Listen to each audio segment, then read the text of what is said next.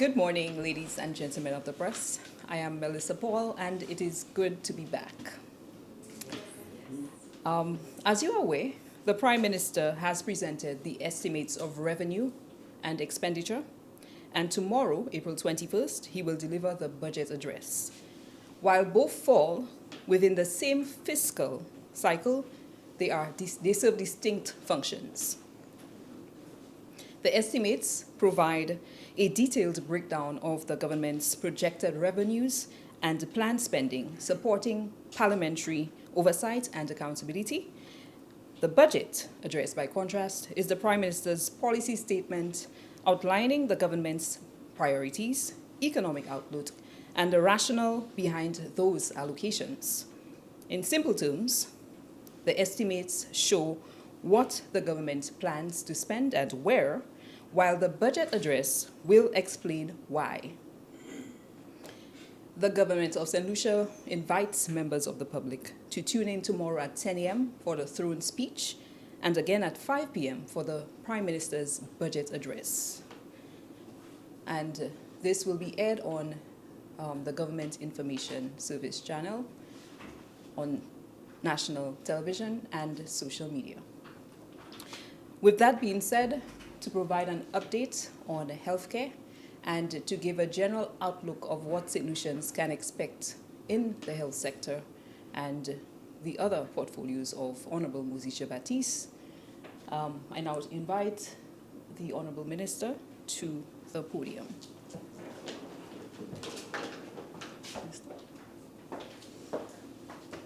Thank you very much, Ms. Paul, and welcome back.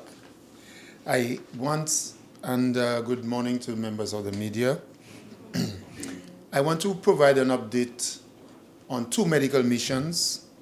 One, the LAMAT 2026 medical mission, and also the recently held second handheld mission, which took place on March 29th, 2026 to April 2nd, 2026. I also want to give members of the media a quick preview of the policy direction of the Ministry of Health, Wellness and Nutrition. Of course, the details will obviously be explained in the policy debate, which will happen this week. I want to remind members of the public that the LAMAT Mission 2026 will take place from Monday, April 27th to Friday, May 8th, 2026. The LAMAT mission is a medical mission which provides St. Lucians with surgeries and dental procedures at no cost to St. Lucians. The LAMAT mission was in St. Lucia last year, and hundreds of St. Lucians benefited from the mission. The LAMAT mission is being conducted by the United States Air Force Southern Medical Mission of the Lesser Antilles Medical Assistance Team, LAMAT. It will be conducting both medical and surgical procedures. The schedule for clinics for the medical and surgical mission this schedule is as follows, The St. Jude Hospital, we have made announcements over the last 2 weeks. There is a general assessment clinic, which is happening today, April 26. The Owen King EU Hospital, individuals with issues, with lung conditions, issues with their lungs, and who want to be assessed, can be assessed on Thursday, April 23rd, from 1 p.m. to 4 p.m. at the Owen King EU Hospital. Walk-in patients and also patients who will be referred will be assessed. The cardiology screening will take place today up to 4 p.m. Dental procedures, individuals can register at any dental clinic at our community wellness centers. All services will be at no cost to the people of St. Lucia. The medical and surgical mission will take place from Monday, April 27th to Friday, May 8th, 2026. So I invite St. Lucians to avail themselves of this wonderful opportunity. I wish to report to the media that the second hand help mission, which was held from March 29th, 2026 to April 2nd, was very successful. The initiative targeted a wide range of hand and upper limb conditions, providing specialist surgical care that would otherwise be inaccessible or financially prohibitive for clients who access care during that mission. The value of the mission is approximately $1 million US.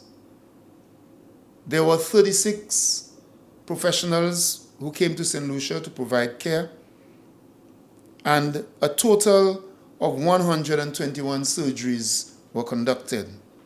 263 patients were screened.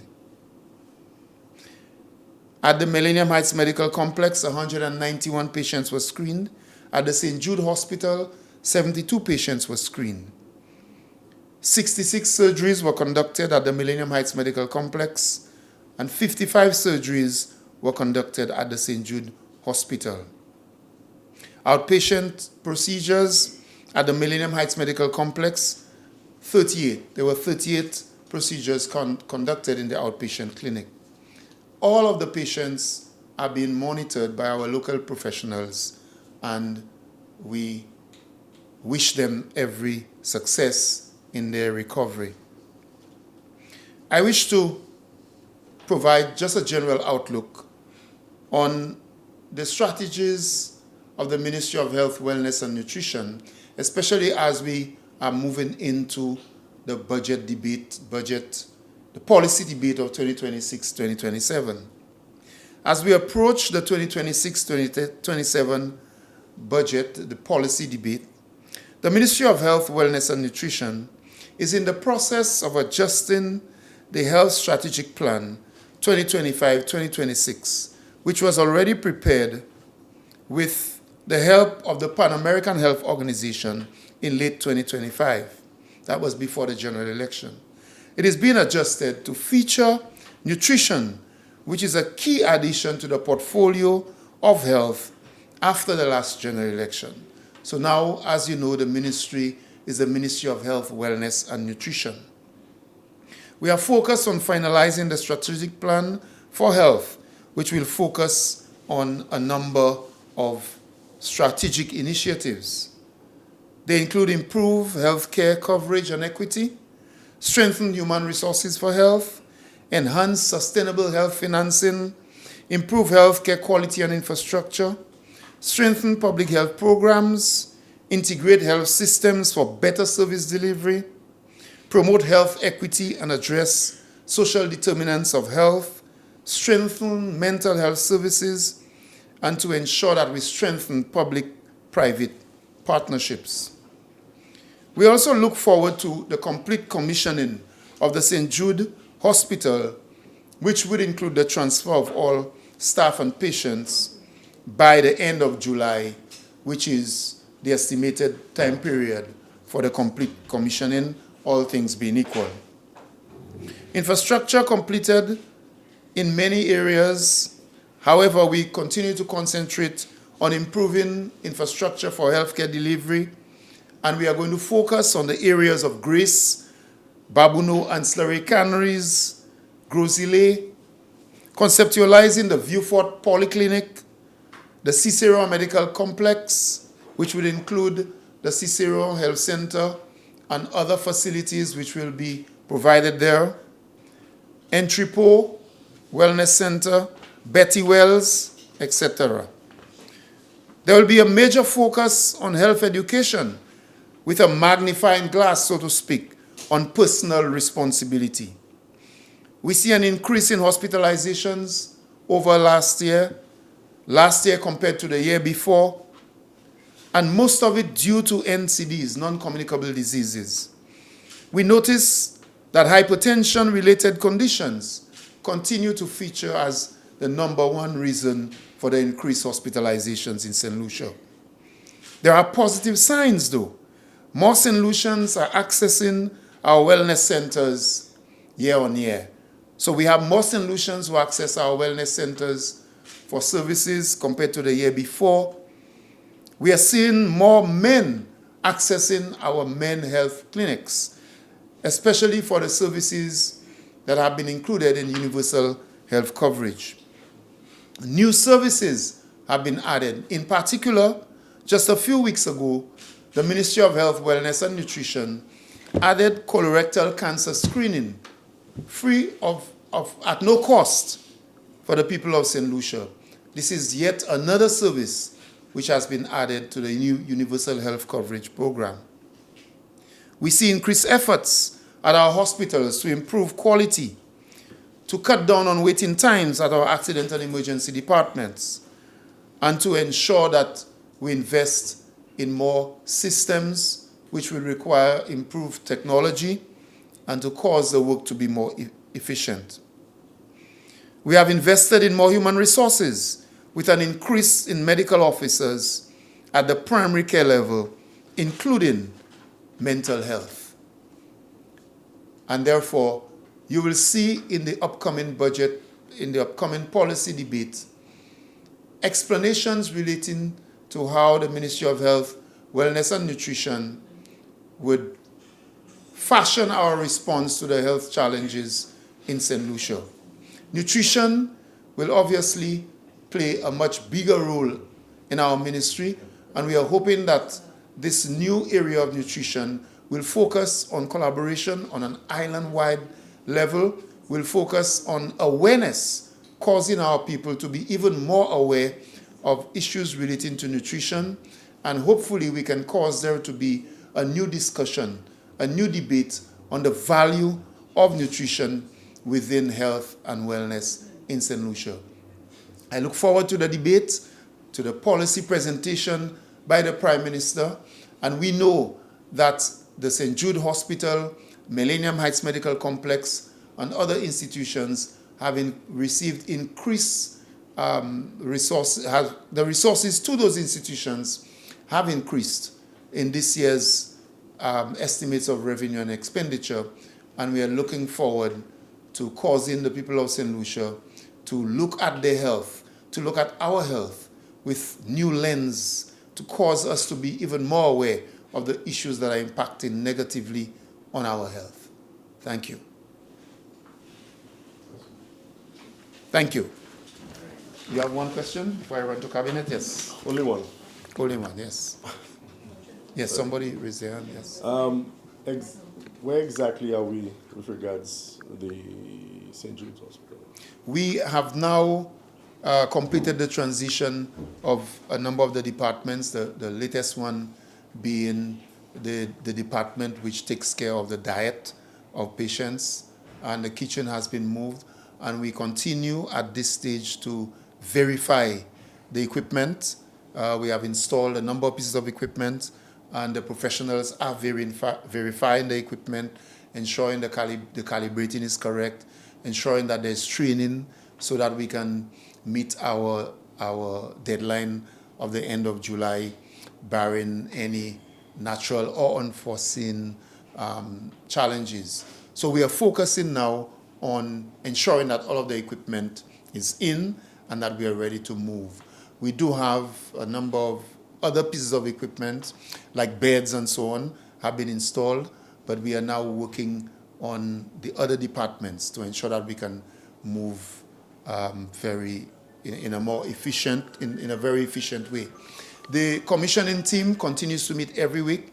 In fact, this morning, today is Monday, and this morning, even as we speak at this press conference, there is a meeting of the commissioning team at the St. Jude Hospital site.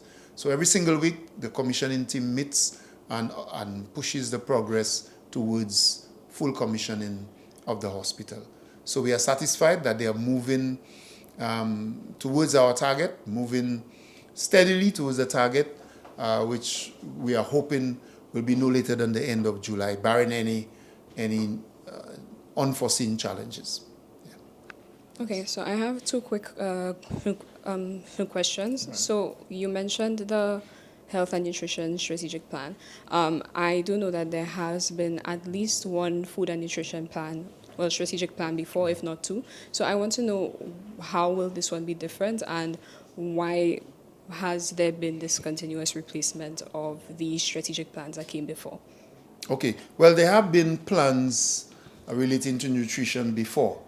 In the Ministry of Health, Wellness and Nutrition, we had a program, a nutrition program. So we do have a chief nutritionist already, and we have nutrition professionals who work at the ministry. In the Ministry of Agriculture, you would recall that several administrations have focused on food production and healthy foods and so on. And the question is very relevant. What is different this time? This time, we have elevated nutrition in the Ministry of Health, Wellness and Nutrition to a state that will allow the individuals who work in that department and other individuals who will interface with the government's nutrition program. We have elevated it to a national level. So it is no longer, it will not be just in the ministry. This department will collaborate across ministries, across institutions in St. Lucia, to ensure that the conversation, the objectives of the government are met. We have been looking at nutrition in silos. So if you go to the secondary schools, we have food and nutrition programs, and the schools operate Ministry of Education. There's a school feeding program, and we are hoping to bring all of these programs together. We are hoping to cause there to be a new discussion about nutrition and how it connects to especially non-communicable diseases, because this is our number one concern in St. Lucia when it relates to when we speak about health and wellness. We are seeing, as I said before, increased hospitalizations, and most of it due to non-communicable diseases. We are seeing loss of life, and the majority of it, over 83% of it, is due to non-communicable diseases. We are seeing loss of productivity at the workplace, and a large percentage of it is due to non-communicable diseases. How do we connect that to nutrition? We know, based on the reports of our professionals, our doctors, our nurses, our health aides, but also based on research, scientific research, we know that there is a very strong link between non-communicable diseases and diet and nutrition and what we eat, how we eat. And although it may sound very cliche, because we always talk about food and food production and so on, it's a discussion that's very cliche. People say, well, we talk about these things all the time. But we are trying our very best in this term of government to cause there to be a deeper discussion about nutrition. We want individuals to take personal responsibility even more of what they eat. Take responsibility for what we eat, what we put in our bodies, and we want to cause people to make the connection between what we eat and non-communicable diseases. There's going to be a grassroots, community-wide penetration, so to speak, of the issues, whether it be in churches, in schools, and so on. For example, we are going to propose activities like encouraging every single family to have some basic tools, some basic pieces of equipment at home. A blood pressure monitoring machine, to ensure that every single family has a diagram of what in the ministry we call My Plate, what portions of various foods or food groups you should be eating. We are convinced that the majority of St. Lucians, while we may have an idea, the majority of St. Lucians are not fully aware of those issues. So we want to ensure, because most of these things are personal choices. You decide what to eat, how to eat, and when to eat. But it's the responsibility of the government agencies with the knowledge and the scientific research to cause there to be a greater level of awareness in the country. And that is what we are hoping to do. We want to go a step further. Right now, the ministry is working on the food safety bill, which is draft legislation. We'll take to Cabinet and Parliament to ensure that food safety is taken more seriously. We see all over St. Lucia individuals earning their living, working very hard, producing food and so on in all of our communities. That's very good. But we want to ensure that all of this food is produced safely. The farmers, we want to work with farmers to ensure that the food which is sold to consumers, that food is safe. Food imports, the foods that are being imported, how safe are they? And while we do have Bureau of Standards and we have some structures in place now, you will see greater emphasis on food safety.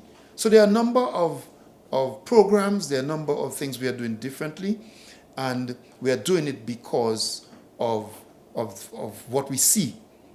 Too many of our people are getting sick because of non-communicable diseases, and we know that we can do something about it. So we are looking forward to that. Okay, so my second question is, as more St. Lucians are a bit concerned over, birth rates and fertility rates. The conversation surrounds choice typically, but I wanted to know to what extent does the Ministry of Health especially consider non-choice factors like sexual and reproductive health, which at a global level is underfunded and underinvested into, especially research and development in that realm. So what programs does the ministry have in place already that relates to, women's, women's and men's fertility issues, and what does it intend to do different, especially in the next fiscal year? Well, we now have a draft sexual and reproductive health policy, which I have on my desk. It will be taken to cabinet after the policy debate, after the budget, the appropriations bill is passed. And that policy speaks to fertility and reproductive health and so on. The whole debate about reproductive health and fertility in St. Lucia is a very important debate. The role of the Ministry of Health, Wellness and Nutrition is to put out the facts and to ensure St. Lucians are aware of what is happening. There is something called a population pyramid. Over the last 20 to 30 years, 40 years, that population pyramid looks something like this, where you have a majority of the people in the bottom. There are young people and the older people at the top in this pyramid. If you look at the population pyramid today, it's more like some sort of skyscraper tower, almost evenly split, bulging at the middle, going up to the top. What this means is that more and more we have fewer younger people in the population, and then more and more we have an aging population, more and more. Now this is very important to know. We know to replenish the population we need a rate of 2.1 per person giving birth. Right now it is probably something like 1.6 thereabout, which means that we do not have enough individuals, enough children being born to replenish the population at its current situation.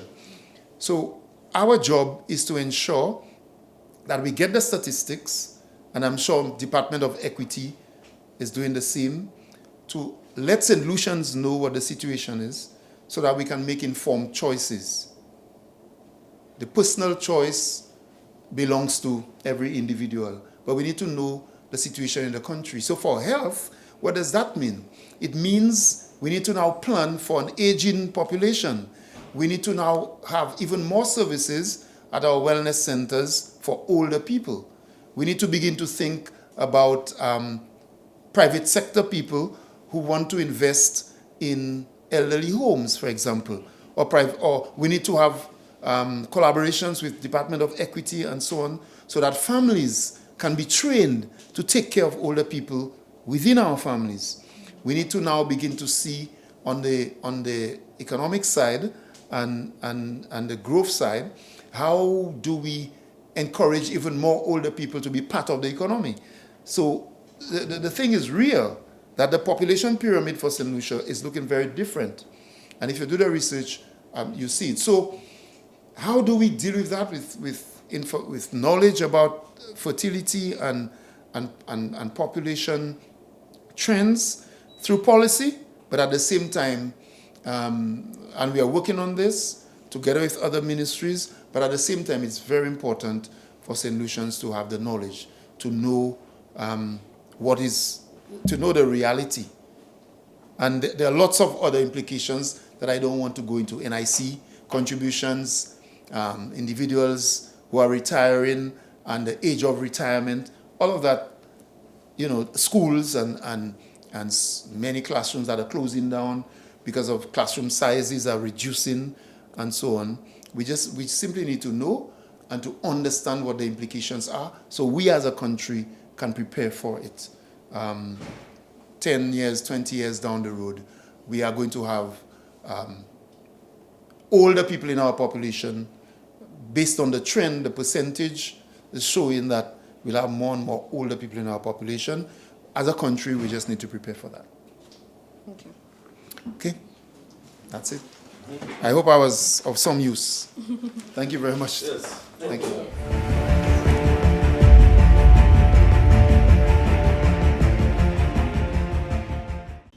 Today's contract signing marks the continuation of the Northern Pipeline project. For this significant national investment, we are finally rehabilitating the severely corroded transmission line. We must embrace life. So protecting the lifeblood of St. Lucia is exactly why we are gathered here this morning. For decades, the arteries of our national water network have been under immense pressure. When we look at the Northern Pipeline, we are looking at infrastructure that was installed over 40 years ago, laid down in an incredibly aggressive environment. The data speaks for itself. 43 to 50% thereabouts of our water is non-revenue. That is nearly half of the water we painstakingly produce that is bleeding into the ground through these aging pipes before it ever reaches a single tap. For the last 12 months, the government has invested $1.2 million in Wasco every month.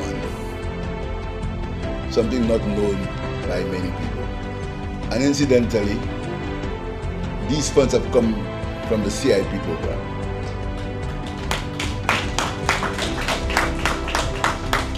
And I can possibly say it's the first time that any government has paid up its Wasco's bills. In fact, we've paid these bills sometimes in advance. So I want to say to Wasco, we are watching you, we're keeping a close eye on you, because as I said before, in fire analysis, we are the ones who rule.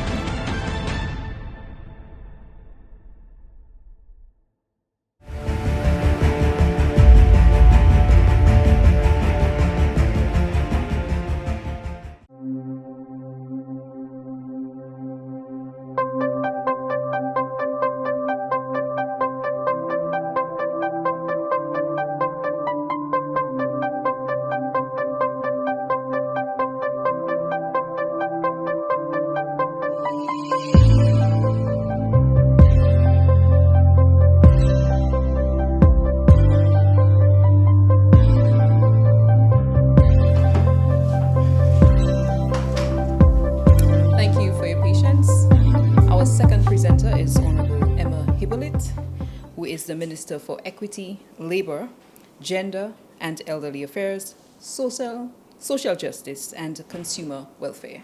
She's also the MP for Soufrière Forcé-Jacques. Honorable Hippolyte.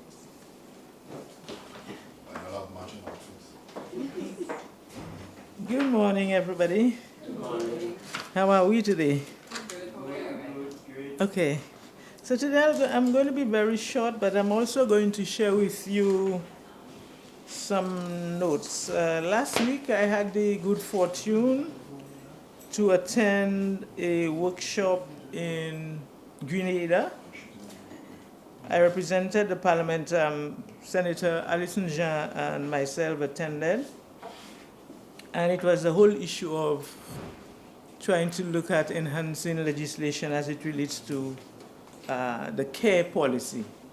And I feel it's important. When I got the invitation, it was a new area for me. I felt it's important that we have a little bit of a discussion on that. And what it means is strengthening gender equality and care policy in the Caribbean. And care policy is the services that are provided to our young persons, to our children, to our adults, seniors. And the long and short of it is that at the moment, we are not nationally, regionally, locally, we are not measuring that service properly. The care service, as it is counted, is making a huge contribution to national development. But at the moment, we do not have the legislation nor the policy to recognize that. So the work that your mom is doing at home, ensuring that taking care of you from childhood to adults, in most cases, it's not measured, it's not captured anyway. It's a significant contribution to national development, because if your wife didn't get up this morning to ensure that you have proper breakfast and come to work and things like that, then you might not be there. You might not have lunch this afternoon. Yeah, wives don't do that anymore. So we made 2 mistakes. He's the one making the breakfast. He's the one making the breakfast. I didn't even know you was married. You made 2 mistakes. His mother didn't take care of him, they're cooking for me. But that care economy, it was just it's a regional, international concept of trying to measure the work, the contribution, and not focus on gender equality, because we know we measure the work that has been done by our male counterparts properly, but we are not measuring the work that is being done by our women folk. And we all know, especially in the care economy, especially for our seniors, the work, the contribution there in terms of ensuring that they have proper service and longevity of life, the work that is being done by our carers. So now we are putting a focus on saying, how do we measure that and what is our contribution to GDP? So in essence, I think I need to start putting that on the agenda for you, and I need your help in terms of both, and that's gender balance. We're looking at, I want you all to look at it because you know the contribution of your better half. And A couple of houses. better halves. A couple? A couple of houses. Hey. So please, I want you to start thinking about it. Do some research. The institutions that supported us was UN Women and PAL America and the government of Canada. It was hosted by the government of Grenada. And the key institution here that's going to anchor that work is the Department of Gender Affairs. So you'll be hearing a lot more from us on that particular subject. I think it was important that I do that.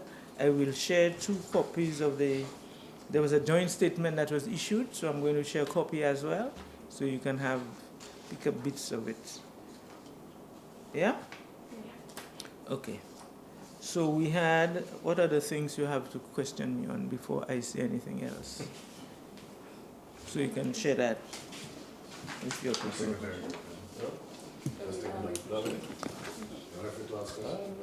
Other questions to? Well, my question is simple. Why is there a need for documenting and mapping out the contribution of women? Would it not, well, we take it for granted that we understand the contribution of women, and we know that they contribute a lot, as do men. Why is it necessary to map it out? Well, it is because we always believe that if you don't measure and you don't count and you don't measure, then you cannot have policy decisions. Because if you measure properly and you see that what we call the care economy, say for example, contributes to 10 or 15% of GDP, then your policies would be different. But if you don't measure it, then you don't have the policy. And you can take an example. If you have a woman who has, for example, 2 children, and if because of the age of these children, or like our friend here, because of these children, she's unable to, and if there is no policy in place to assist her with preschool and the other things that the services for the child, then that person might have all the ability to come and contribute into, let us say she's an accountant, an engineer, nurse. If you don't have a policy to assist with these 2 children at the beginning, then she wouldn't be denied an opportunity to make a contribution in her technical field.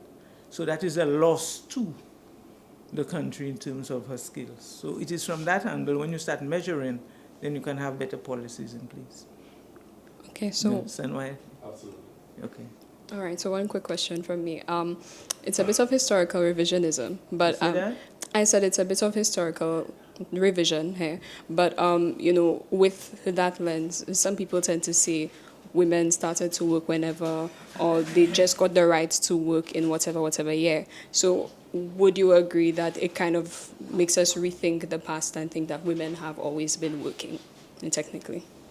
Oh, women has always been working. That's what we're saying. We have always been working. There's no doubt about that, But now we are saying that, apart from recognizing that you've always been working, we are now saying you need to measure the contribution and put it in terms of national development. That's what that is.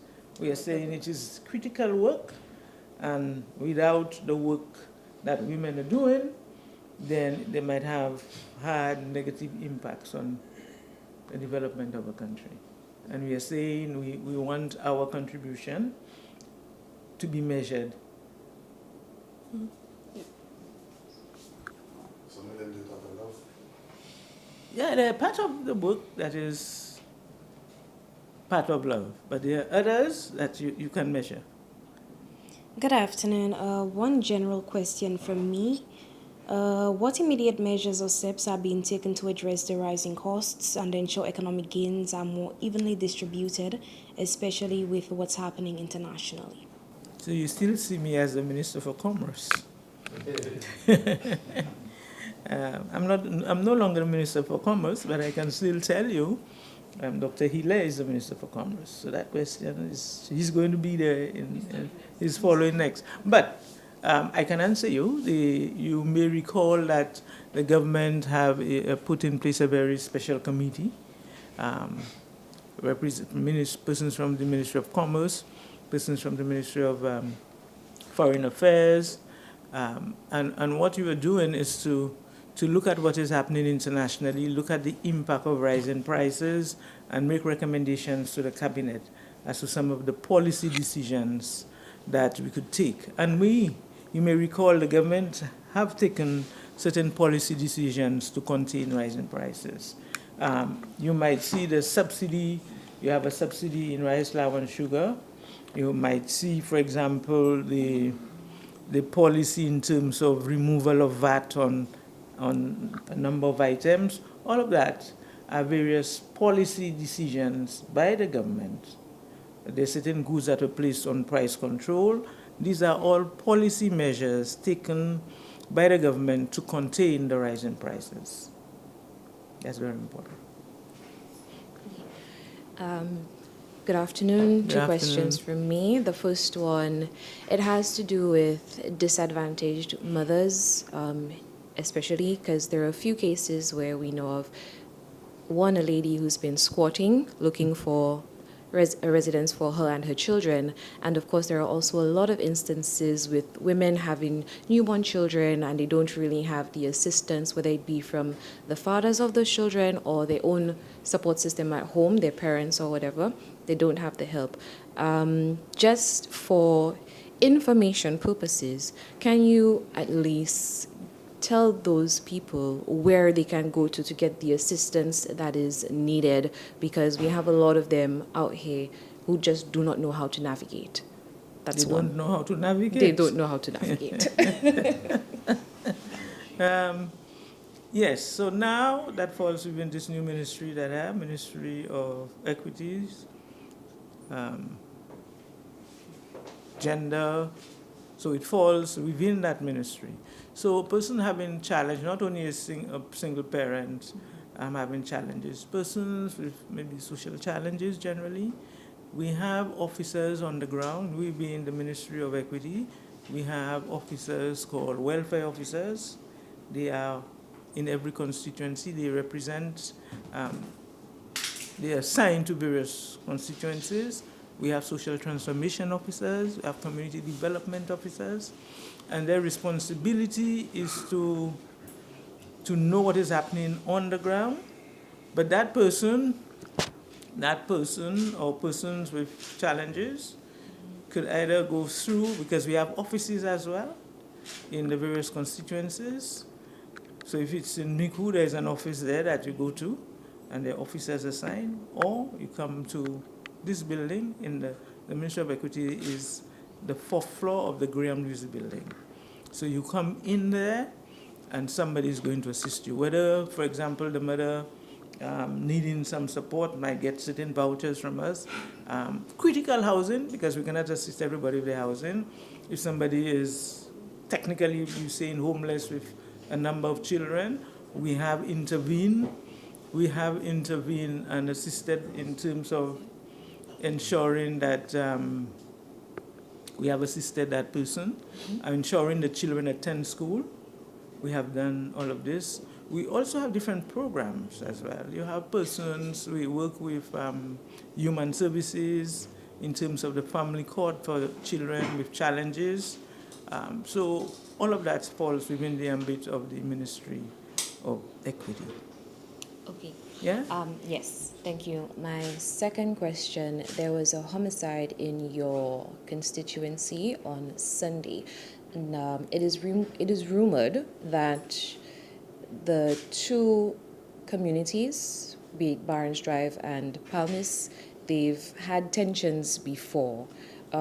Is that something that you are planning to look into in terms of the tensions between those two communities within your constituency, and how are you going to navigate those challenges as the rep? So it's correct that the communities of Palmis and the communities of Barons Drive are always at tension, the young people there.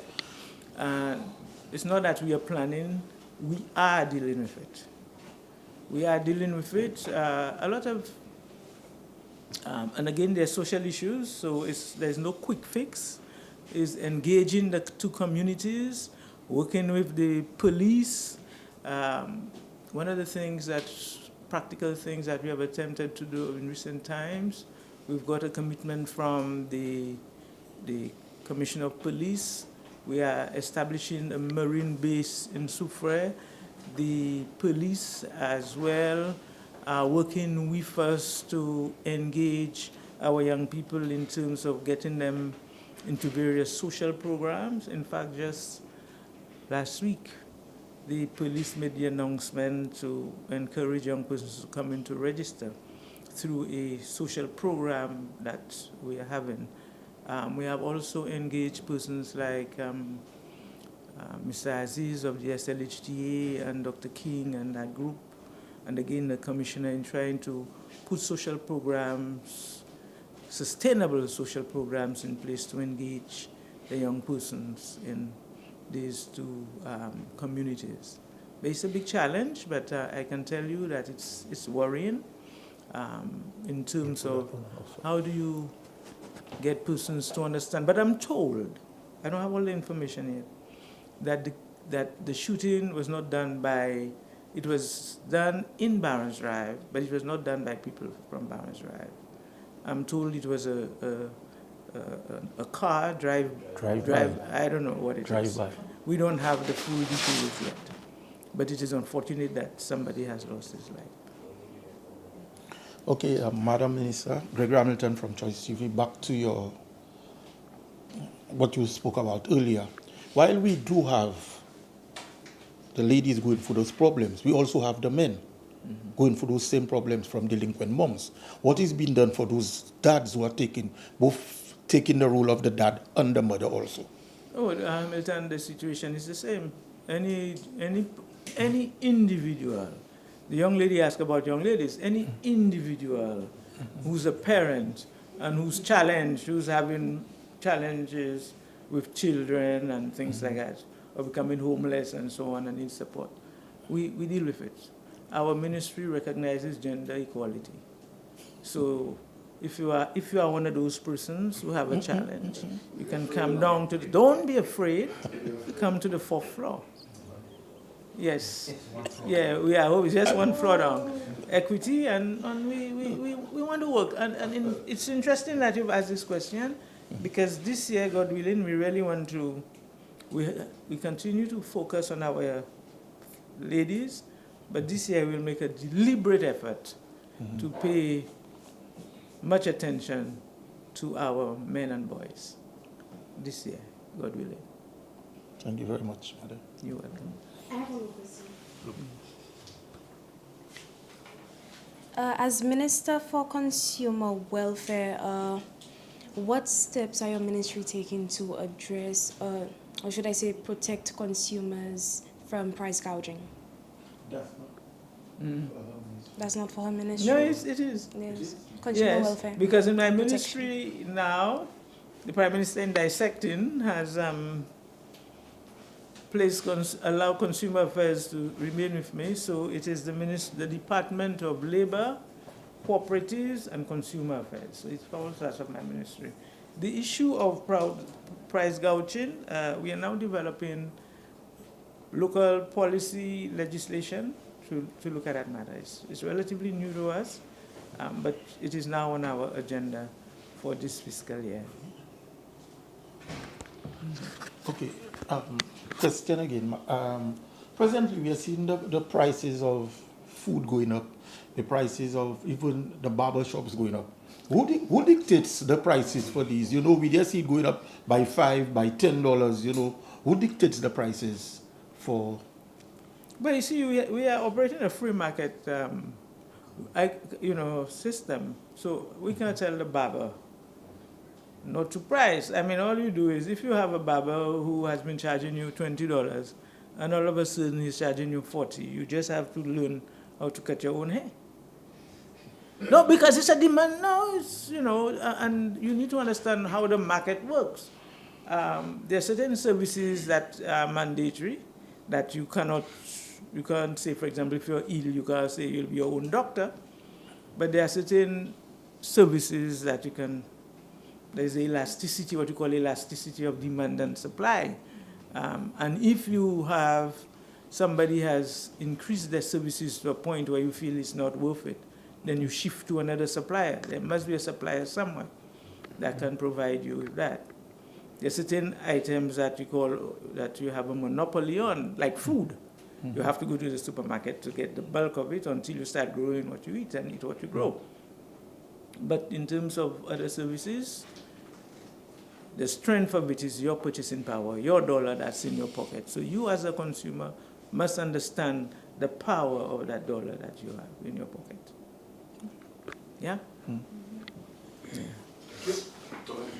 Yes? So, thank you very much.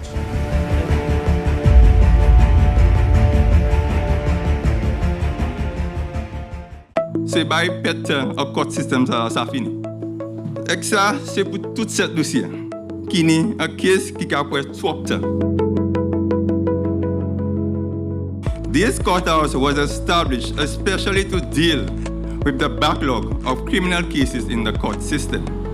The court has already started operating and is already yielding results with over 30 cases being disposed so far.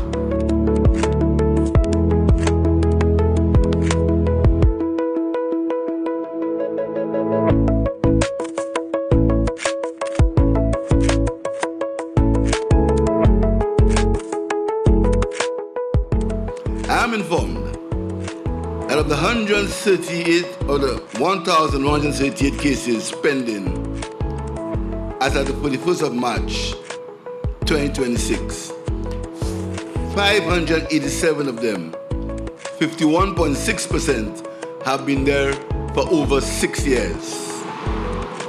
By any measure, this is unacceptable and justifies the saying that justice delayed is justice denied. The administrators of justice will have many reasons for this deficiency in our system. This mounting backlog of cases has been a pressing issue for my administration since assuming office in July 2021. This morning, I'm pleased to say that this long-standing issue is now being addressed following my administration's early declared intention and commitment to do so. So I'm very happy that we can sort this thing out. I'm very, very, very pleased. It's been the government's commitment to deal with the justice system. And I can tell you, we've made tremendous investment in citizen security in this country.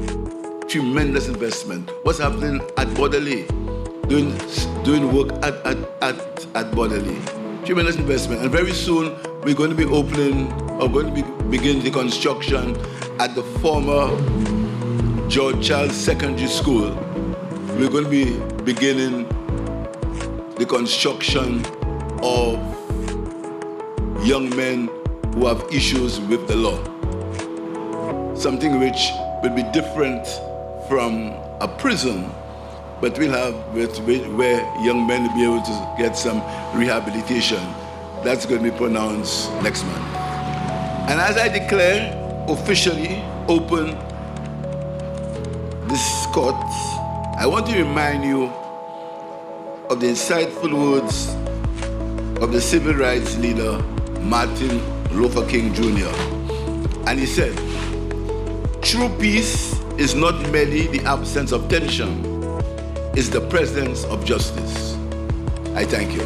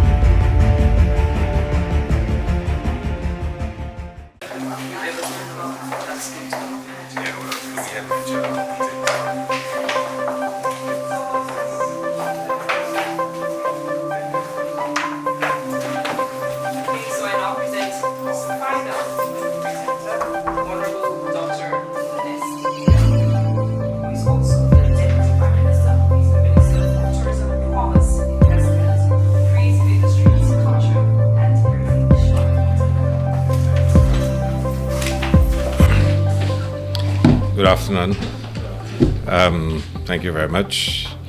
I think there were a couple of matters to bring to your attention. And if you want to start by me speaking or you asking any questions that you may wish to ask. Yeah? You like listening? First of all, just to announce, we returned from 2 major tourism engagements last week.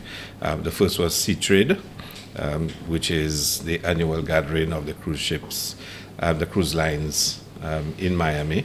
St. Lucia had a delegation and travel, the GPH, St. Lucia, as well as the Tourism Authority and the Ministry of Tourism, discussing the cruise itineraries and cruise-related matters upcoming. So we'd have got an opportunity to update them on what's happening for port development in St. Lucia.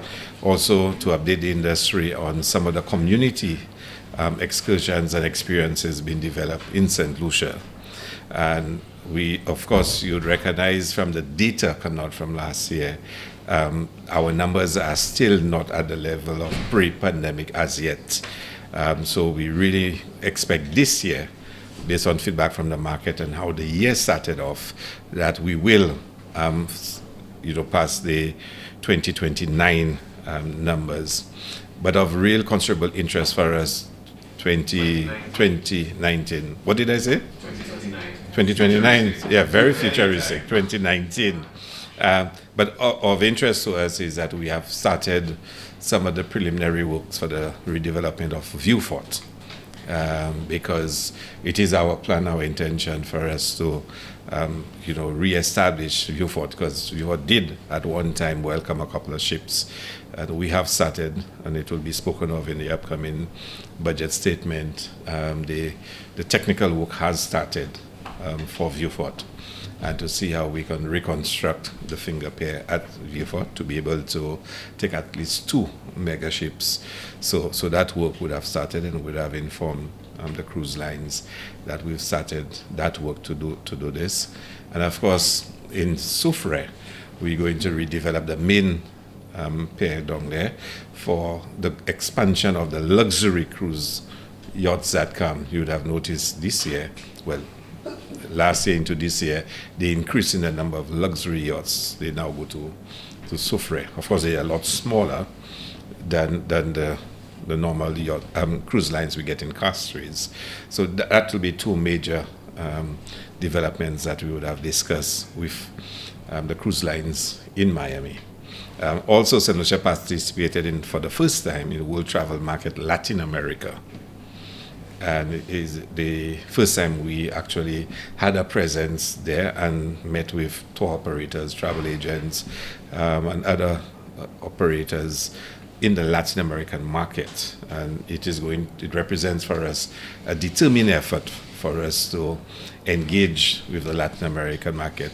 Latin America is one of the fastest growing source markets, especially for luxury travel. So St. Lucia certainly wants to have a more active presence in that market, and participating in the world travel market represented our first big action to do so. And you will see quite a lot from St. Lucia in that market, including establishing the ELIF that's necessary.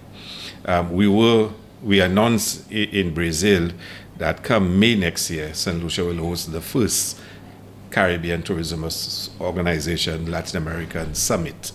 And for us, it's going to be a big deal to invite all the major operators from airlines, tour operators, travel agents from Latin America to come to St. Lucia to meet with the Caribbean Tourism Organization members to discuss how we can build a bridge between Latin America and the Caribbean. And St. Lucia will host that gathering early May next year. So we have 1 year to prepare for this major engagement. And again, it's part of our strategy to reach out to Latin America and to be able to attract more visitors from Latin America.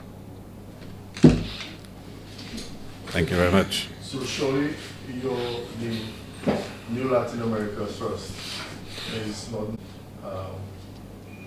the effort to combat the possibility of losing the European market and as well affecting the North American market? Well, I mean, it is broader than that. You'd recall I've been here a couple of times and spoke about the loss of hotel rooms in St. Lucia as we prepare for that expansion that we expected starting next year in particular. So, for example, the hotels on the Ridley Beach, free hotels, were broken down. So we still about 500 rooms short. Now, if you have less rooms, your numbers will be under pressure. And then you add the UK, which is our second largest source market. There are a lot of challenges in the UK market. We have less family options in St. Lucia now than we used to have. So the free hotels on Ridley Beach are gone. St. James Club, which is family, is now adult only. Marigo is now, Zoetree is adult only. So we've become really challenged in the UK market. We don't have enough family options. So we are pushing aggressively to expand the number of rooms in St. Lucia. So LifeCo opened and recently the initial soft opening, so they will in the next few weeks open,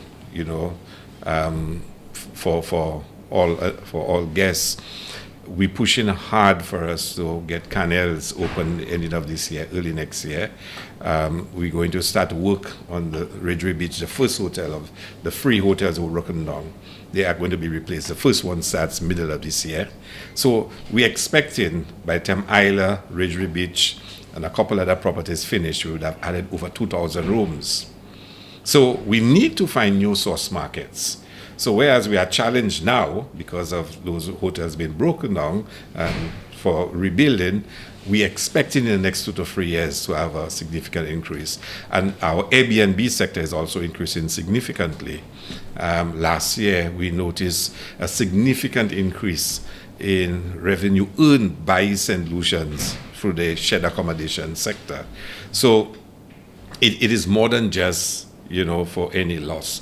We will have a lot more rooms in St. Lucia, and we need to find new source markets. So Latin America is the first one. You will also see we're making a more determined effort for the Middle East and North Africa. The MENA region will be for us a significant one.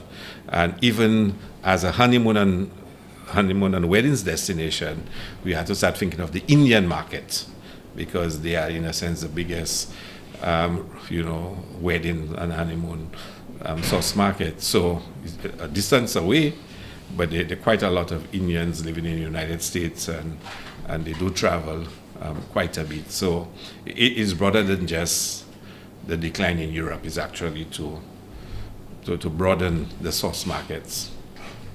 Not to dwell on the politics that exist, but 2 weeks ago we heard of pronouncements and figures from former tourism minister Dominic Cleary. How do you rationalize? Well, I mean, exactly what I just said, and at the budget debate, I will give even more details. The simple reality is that we have a lot less rooms now than we had before. So, I mean, and the thing about it, there's a lot of celebration on the side of the opposition because the numbers decline. But, I mean, I was the first one to say to people that, look, if you break down 3 hotels and off the market, you'll have less rooms. So you will be challenged by the number of visitors that you have. And that's going to be short-lived. I hope he sings and dances next year, when the rooms start to open. So for me, that's neither here nor there. In any event, I've always said, in fact, when I started as minister, I was less concerned with quantity of numbers rather than the quality of the numbers. I am a lot more heartened when I find out that more St. Lucians are benefiting from the tourism industry, meaning more dollars are being spent in communities, in community experiences, in Airbnbs, in other home accommodation, whatnot. That excites me a lot more. And I mean, I've said it publicly and I'll say it again. If we have more numbers and they all go in hotels and they stay in hotels, that's not exciting for us. So he can enjoy himself as much as he wants. The reality is that more St. Lucians are benefiting from the tourism industry. That's the reality. He doesn't agree with that. Second? I say he doesn't agree with that. No, I think the idea was that since the election of the SLB administration, the numbers have dwindled, and I think that's where the point really lied in his statement, that there was something that was being mismanaged or malhandled or whatever you are, that caused the numbers to fall.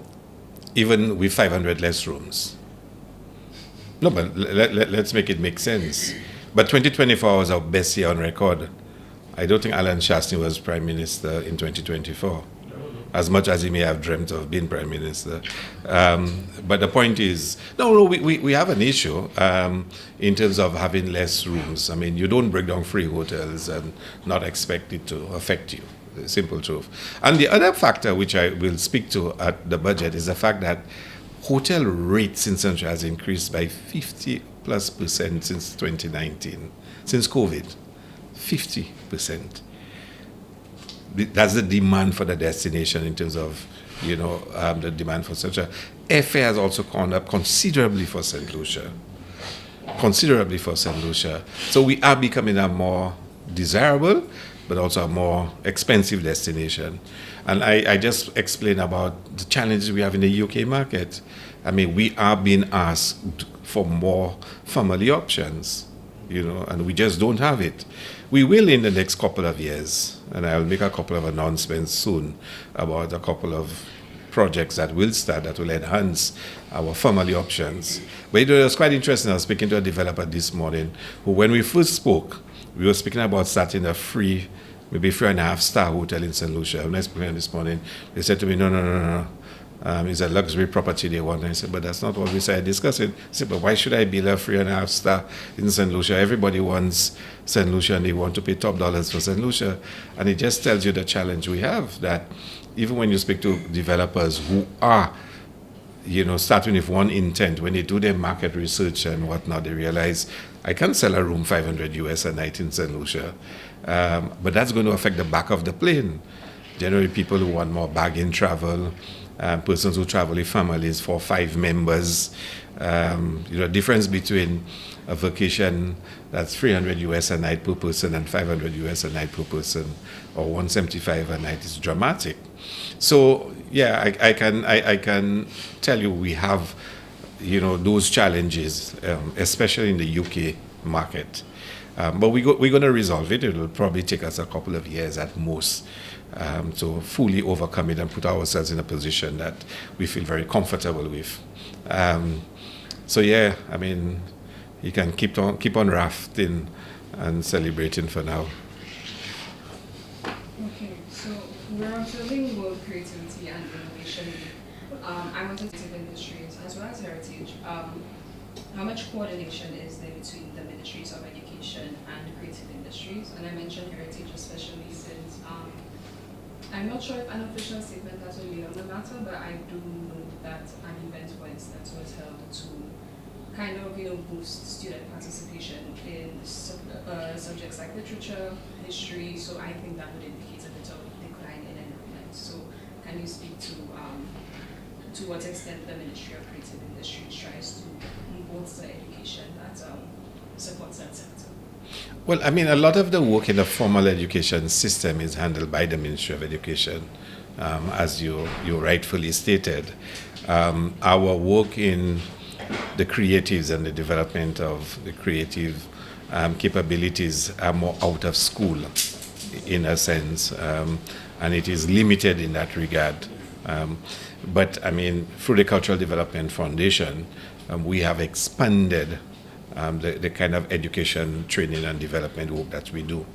And even for this arts festival, you'll see quite a lot being done. I mean, I think sometime next week we have Lyndon Kwesi Johnson doing a spoken word training.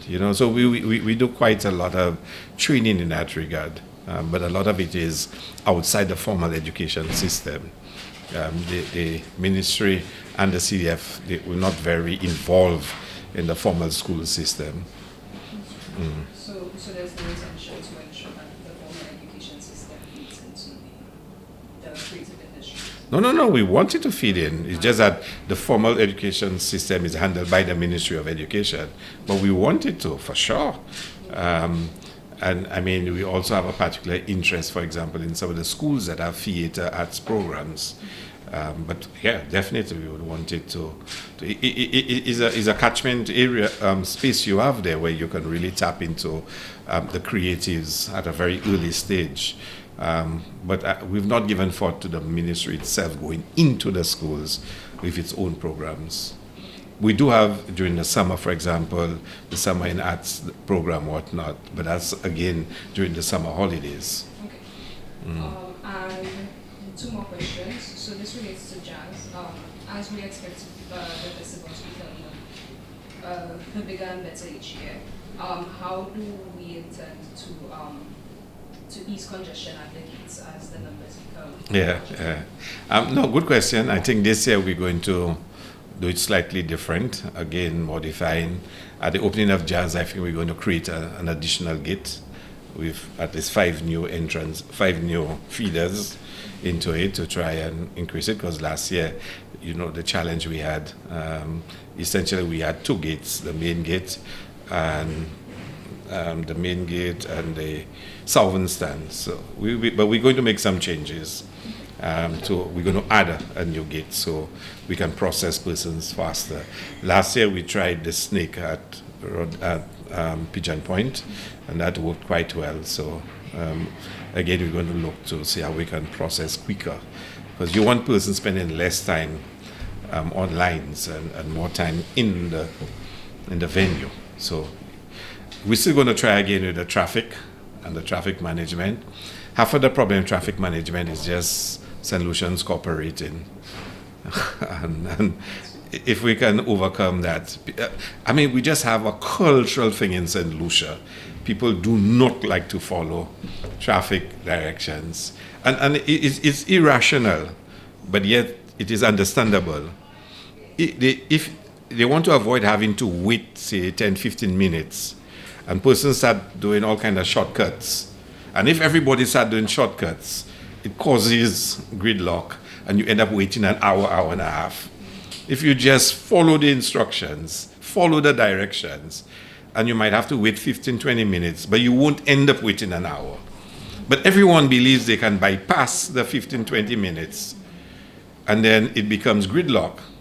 So if we can just get people to cooperate and follow the instructions and the directions given by the police, it will be a much more pleasant experience.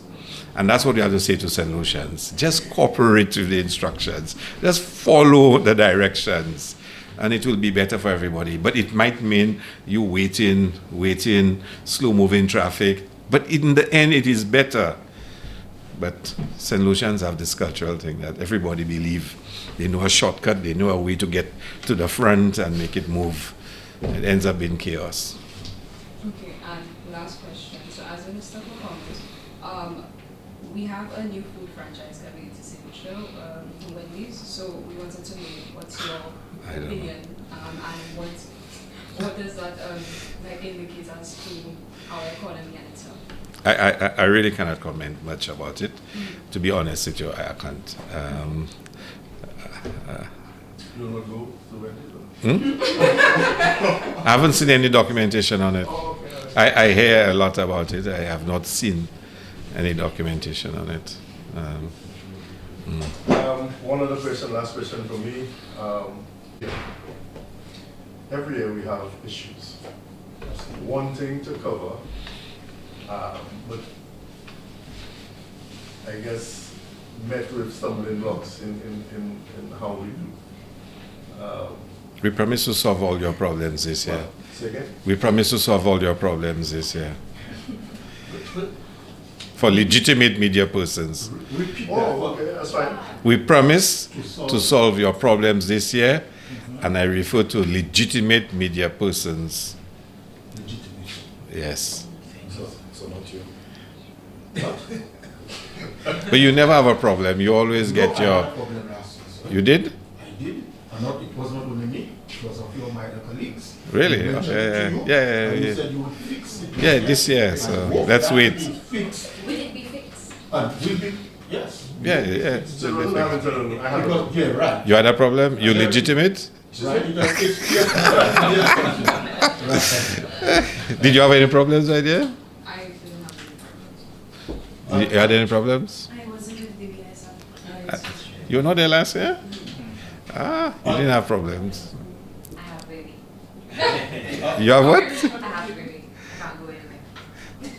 Oh, But okay. prior to that, I did actually experience. Yeah, I know there were issues. There were issues. But we're going to solve those issues.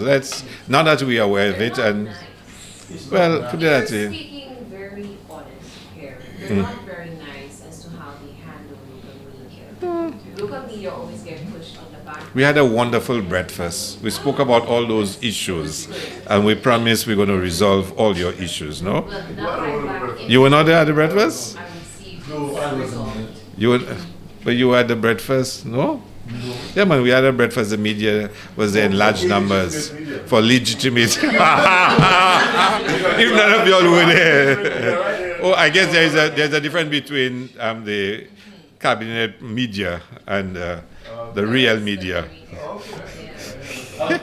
And for you to start with No, on a serious note, though, I think we did hear of the issues, and we listened to you, and we've resolved to make it a better experience for you this year. So let's just work together to make it a better experience. And starting with it, could you just by starting with complimentary tickets for the whole meeting? Complimentary tickets for all the media. I didn't see you in Bexar last night covering Bexar. But if you're legitimate, so you're choosing which events you're going to cover. I didn't see you last night in Bexar. I didn't see you. Huh? Yeah, I didn't see you. I didn't see you last. If you're covering the Jazz and Arts Festival, why weren't you there last night? Again, to date, we cannot get our official passes, right? Okay. Right. You didn't need it as a free show. You could have just gone. No. Anyway. Yeah. All right. We'll try and solve the issues. I haven't gotten one yet. I've not even gotten a ticket yet. But I've not even gotten a ticket or invitation yet. But everything will be solved. Yeah. He said you solved it. No. This year, I'm his case. It would have helped if you were in Bexar last night. Any other questions? He said you solved it. Yeah, you solved it. Oh, the question I have for you, Minister, when you said the family-oriented, right? That's a question I have for you. You said you went to Latin America, and the other country you went to again. No, I was in that. You were in Latin America. Yeah. Was that also mentioned with them, with the family-oriented? Because presently, before you said that we have a problem there, while we have family-oriented people who want to come to St. Lucia, but our hotels are only basically for couples, and it's a problem. You mentioned that earlier on. So what I'm saying, with you being in Latin America, could that have been part of the discussions? I think the point I was making is that the UK market, a significant portion of the UK market are family groups. Families, significant. A lot of the visitors we get, say, from United States, they come as couples, they come honeymoons, weddings, whatnot. Latin America is very big on romance and honeymoons, so they travel for that. So their first priority from the research we've done would be for what we have in St. Lucia. That doesn't mean there are not families that want to travel, but I'm saying the significant part is for couples and but then in the UK market in particular, that's where we have the challenge. It has affected our numbers. Remember, so many UK visitors stayed at St. James Club, which is family-oriented. It's now an adult-only facility, upgraded. Zoe Train Marigo and the Ridge Beach hotels are not there. Isla is building a family resort, which will be completed end of this year, early next year. So that will bring in about almost 200 rooms. But are you seeking to get more family-oriented investors in St. Lucia? Because you also say that. Well, because St. Lucia is so attractive for romance, that's why a lot of the new investors, they want to go, because St. Lucia is well known for weddings and honeymoons. So, that's why that's a natural attraction for them. That and luxury travelers. So that's the kind of reputation that our island is developing as a favored destination for romance. We need to diversify. So we need a couple of apartment hotels, maybe self-service apartments that persons can come, which is what we're working on. And hopefully, like I said, I'll make an announcement very soon on that in terms of the location where one will be built. Imagine if you have 300 rooms, mainly single one-bedroom and two-bedroom apartments. At a very reasonable price. That is what they're looking for. They'll go to supermarkets, buy their groceries, cook at home, whatnot. Nobody wants to agree to build three-star hotels anymore because you know, St. Lucia, you can sell a room in St. Lucia for a higher price. So why bill a free staff for $175 a night, $200 a night, when you can sell a room for $350, $400? You know, that's our challenge. But we need to diversify as much as possible, and government must be prepared to give more incentives for that category we want to build on, and maybe even encourage St. Lucians to build some more apartment blocks that can be used. There are some other destinations in the Caribbean. When you visit, you see the apartment blocks that exist. And of course, I have to tell you, you can look across the water and you will see the hoarding has gone up for the construction of the brand St. Lucia building next to the Alliance des Forces building. You can see the hoarding is going to go up. The brand St. Lucia building will be accommodating tourism, SLTA, CIP, Export St. Lucia, community tourism, Events St. Lucia. All the brand St. Lucia entities will be housed in that one building. Mm-hmm. It's going to be built across next to the Alliance, the triangle, brand St. Lucia building. Suggesting that the existing building that was going to be the hotel is... No. That will, when the developers, once the problems in that part of the world is resolved, should come back and can complete it. Is there any update on the VG hotel? Yeah, well, the designers and the developers are working to finalize a design to resubmit to us to take into account a lot of the queries that were and concerns that were expressed. Also, you open up if you point, give us a little update on that. As fair, yeah, soon. I was hoping to have done it in the next couple of weeks, but because of supply chain issues, we slightly delayed. But I promise you we will have a spectacular facility there. And we're also working on completing the first underwater sculpture park for July to open it, that too. I hope some of you will be available to go and take a dive and see the sculpture park. Yeah, I think he might sink in any case. He might float more. Yeah. Any other questions? No? See you at Jazz.